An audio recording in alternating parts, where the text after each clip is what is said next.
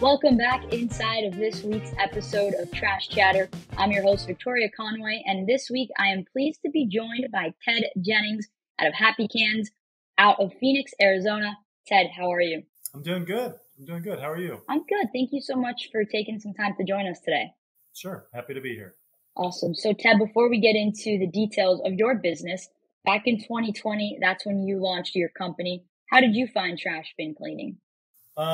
There was a family with a couple of boys in the neighborhood, and they would occasionally clean trash cans with a little pressure washer.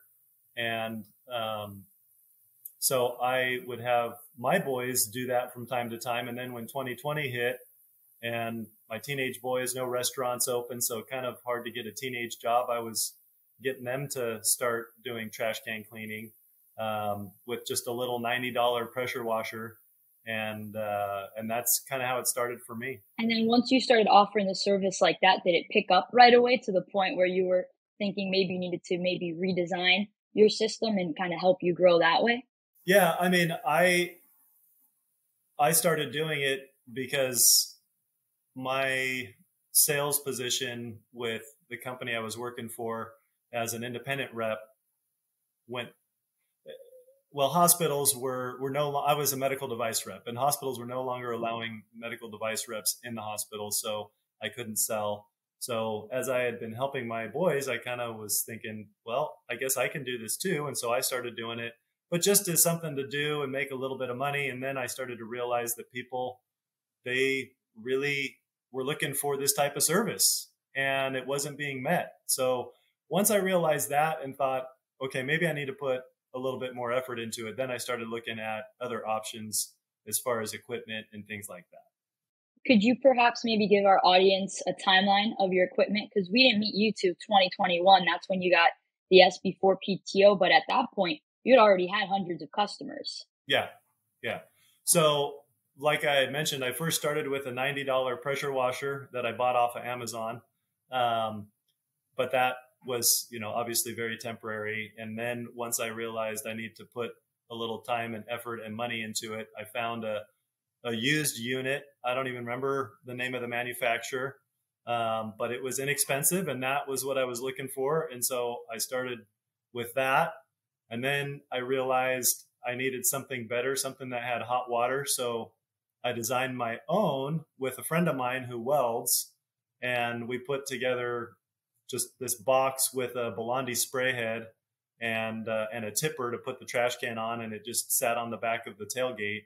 And I did that for a little while until I was getting too tired lifting the trash cans myself. And that's when I looked into sparkling bins and the SB4 PTO. And I believe you and I first spoke June of 2021. You got your truck in November of 2021 and appreciated the patience as we dealt with the supply chain issues. During that summer, did you really see it pick up to the point where you were like, okay, at this point, I'm going to exceed the capacity? Was it a steady growth, and has that continued as you went into 2022? With the system that I had, I was busting at the seams. And so I was very ready to get the PTO. Then in the winter, it slows down some, but here in Phoenix, it doesn't freeze over. So we still get customers. And but then, yeah, this summer has, dramatically increased just because I have greater capacity and more name recognition and, just you get momentum going with your marketing. Yeah, Happy Cans, definitely a great brand. I know from the beginning you wanted to make your second truck look very similar to the first. So we were able to do that and allow you to continue growing your brand. Considering you're out in Phoenix, Arizona, there's obviously millions of homes. How did you focus your service radius? Like how wide would you say it is? And how many calls do you think you get that are outside of your service radius? And how do you go about approaching those folks that you don't want to obviously lose them as a potential customer, but it's also important, of course, to keep your service radius tight? So at first, I just did in my area. So Gilbert, Arizona, Queen Creek, Arizona. And I didn't really have a plan because I wasn't planning on COVID. So I kind of had to make the plan as I went along. And I learned pretty quickly that if you're driving 15 minutes passing all these other homes. You're driving like 15 minutes to do one house and then 10 minutes to another, and that you're just wasting time and gas. And so sometimes you have to give up customers that may be outside of what makes sense for you so that you can keep a tight route and just be disciplined. And so I realized I'm driving all over the place and I'm not making the money per hour that I need to. And so I've just got to reduce that geography and not accept everyone and say, yeah, sorry, just we're not servicing your area yet. We'll get there eventually. But density is the most important thing when you're putting a route together. You mentioned that since you're in Arizona, it's pretty warm year round, not the coldest of climates during the winter time. What type of subscriptions do you offer for your company? Monthly, quarterly, and which of those do you think stands out the most for your business? So I offer monthly, every other month, and quarterly. And I actually used to offer every 6 months, but I stopped doing that. Quarterly by far is the one that people sign up for the most. And then every other month and monthly are about the same. Awesome. And I know when you first started, obviously you're owner operator. Is that where you're still at right now? Are you still out cleaning the cans, or do you have some help sometimes? How does that work for you? So I have a full-time tech now that runs the PTO. And then a couple months ago, I bought an old used unit and I run that when I need to. Just some days are heavier than others. And as much as you'd like to be able to control it, you can't. And so on those days where there's overflow, then I pick up the cleaning. That's awesome. With the used truck. And how was it finding your technician? Was it somebody you knew? Was it just organically? What was that process like? Because I know that's a big topic for a lot of folks when you get to the point where you're no longer being the only one cleaning, finding the right fit for your company.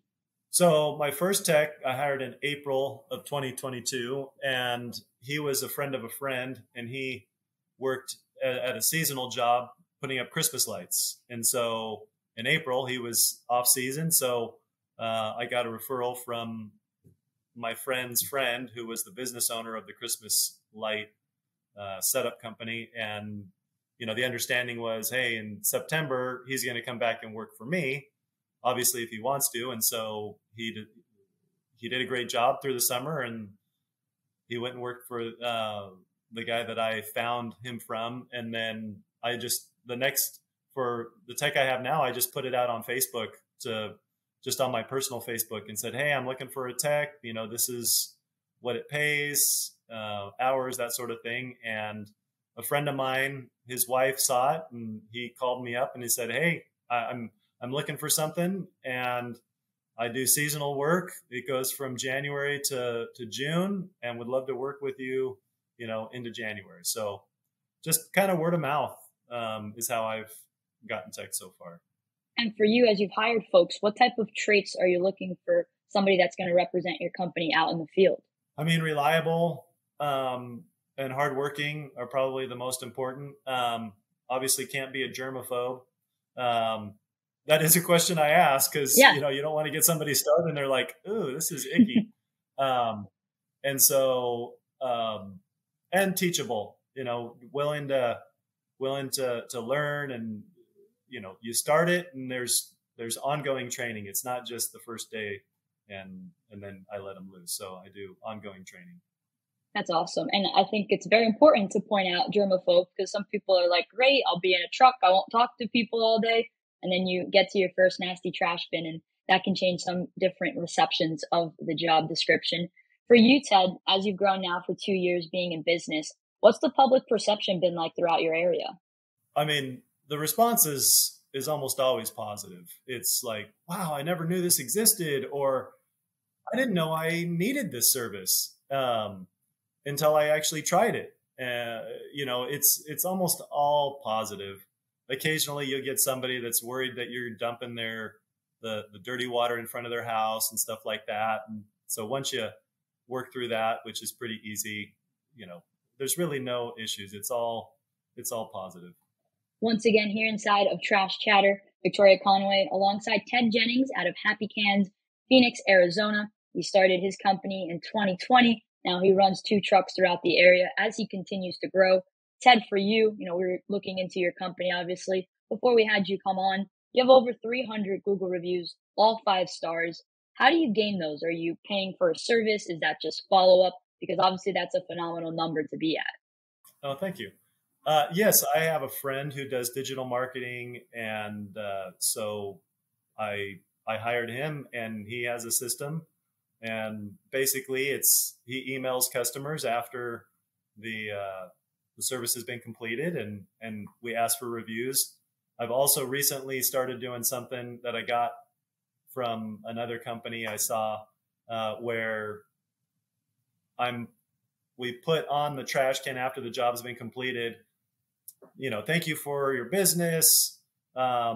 We let us know how you feel on Google, Facebook, Nextdoor, and we'll tip our driver $5 on your behalf. So I've just started that out, and I'm still seeing how it goes. I've gotten some response, not enough to really, I guess, make a judgment on whether it's working or not. I like that though. I haven't heard of it. And I'm sure, I know for our drivers, we do get folks that call in and they're raving about them, their attention to detail or how kind they were. So I think that's a good way. I mean, we personally, for our drivers, because they do get so many people approaching them, if they sign somebody up, they do get, $10 cash to maybe incentivize them to also just sign somebody up right on the spot, which is something I think a lot of us know. People approach you. I'm sure from your days when you were cleaning cans or even when you hop out now, did you feel like a lot of people were coming up to you while you were out there? Oh, yeah. I mean, you get a handful, depending on how long the route is, but you get a handful every day. People never seen that, or they wonder if it's a city service, and you say, no, hey, let me get you a flyer, that sort of thing. So yeah, it happens all the time. When I was looking on your website, Ted, I saw that you offer $10 off for the first visit. Is that something you just started implementing, or has that always been something that Happy Cans has practiced? I've been doing the $10 off, I think since April of this year. Before that, I would do even bigger discounts. I actually started doing $20 for 2 cans on a one-time, because my thinking was, and I've been in sales and marketing my whole career. So it's like at Costco has those people that offer samples. The whole idea is that, hey, get them to taste it and then they'll go buy it, or at least a certain percentage will. And so I didn't want to do it for free because there's a cost to that. So I offered it at something that I thought people would be willing to spend. Oh, $20 to have my trash cans cleaned. Sure. So I did that. That's how I started. And that's how I got people, a lot of people would only do one time, but you get people that sign up for service plan as well. And so and then people afterwards, it's been 3 months, they'll call up, or I'll email. I do a regular email trying to connect with customers that haven't had the service in a while. So it's offer it at a low expense, or one that they're willing to pay, and then get them to try it out, get them to have that taste of it so that you can get them on a service plan. I like that a lot because, to your point, free, it's just you don't know how nasty that bin will be. So at least you get something out of it. And I think for our industry, a lot of it's repetition when it comes to marketing, just being repetitive because people see the idea, they like it, they don't call in. I know your background, sales and marketing, you have a buddy who helps you with the marketing aspects. Have you guys together figured out, whether it's social media, whether it's every door direct mail, what's worked best for you guys in terms of acquiring customers? So search engine optimization. I've done Google ads, and I wasn't real happy with the results on the Google ads. I also did Facebook ads. I hired someone to do that. And that worked really well. I've just kind of shut it off because it's starting to cool down. But my main source of customers is flyers on trash cans. And I have a little electric skateboard that I ride around, and I still do it. I'm putting flyers on trash cans, and that's been my main source of customer acquisition. I know it's difficult because we're doing a podcast. Could you maybe detail a little bit of what's on that flyer, like size wise, or maybe what pertinent information you put on it? Sure. It's a 4x6. It's front and back. It it doesn't give all the information because you can't give all the information. So you're just trying to get the customer to either scan that QR code or to go to the website or to look you up on Google. But you put, obviously what it is. You're cleaning trash cans, maybe a quick little tagline or something like that. $10 off your first service. So you're trying to, okay, well, what does it cost? You're trying to get them to think about it a little bit, and you put it on the trash can because that's where the problem is. You want to provide a solution right where they're having the problem. And so on the backside is the Happy Can story. And then there's a picture of me with the truck so that people see that it's not just some, teenage kid with a pressure washer. It also has some information about how it's clean, but it's like super brief, just so that people get an idea that it's not just some kid with a pressure washer dumping the dirty water in the gutter. It's a solid teaser because it does get people enticed to come back and maybe give you a call. As you've grown the business, Ted, do you feel like most people go to your website first? Do they call in? What type of mixture do you get from people? Because, at least for me, I feel like a lot of folks call us because they are intrigued by it. They just don't necessarily go right to the website. Maybe you don't have exact numbers off the top of your head, but do you have a feel for, okay, most people do call in before signing up, or they just go right to the website? Almost all people go either to the website or they scan the QR code on the flyer, and the flyer takes them directly to the order form. And so the people that call me are ones that maybe are not as comfortable on the internet, or they have some questions that they didn't see on the website or on the flyer. And so they're calling to ask a couple questions and just to kind of, feel comfortable with it. Understood. That makes sense. Some people need to at least walk through it before they give their credit card somewhere. In your 2 years of experience, Ted, what type of advice would you give to somebody who's looking to get into this industry? So when I was first starting, I talked to somebody who had done it for about 5 years and had gotten out of the business. And he basically said, if you put in full-time effort, you'll get full-time results. If you put in part-time effort, you'll get part-time results. And so if you put in effort, you will get results. It's just a matter of what results do you want and how much time are you willing to put into it. So it will work if you put the effort in. Not everything will work. I did some marketing that I wasted money on, and some of that just is, it's tuition in the school of hard knocks, I guess. But if you work it, it will work. But it's not quick money. It's not, it's not without its problems. You've got equipment that you've got to maintain and different things. So, but it will work if you put your effort into it and keep trying. Awesome advice. And as you guys continue to grow 2 trucks in 2 years, Ted, what's your 5 to 10 year plan for Happy Cans? I don't know that I have a 5 to 10 year plan. Fair enough. I mean, I thought I had a plan, after I decided, okay, I'm going to really do this. And that plan already has not worked out like I thought. And so I'm just going to keep doing what I know works and grow it. I mean, there's a point at which you wonder, before you hire somebody, okay, I could just stop all my marketing, just maintain the customers that I have. I'll get some by word of mouth and search engine, but it won't grow as fast. I won't be doing active marketing, but it's just going to grow. So I decided to just embrace the growth and really push it. And so I'm just going to keep growing it. And when I need another truck, I'll get another truck. I mean, I'm in line to get another truck.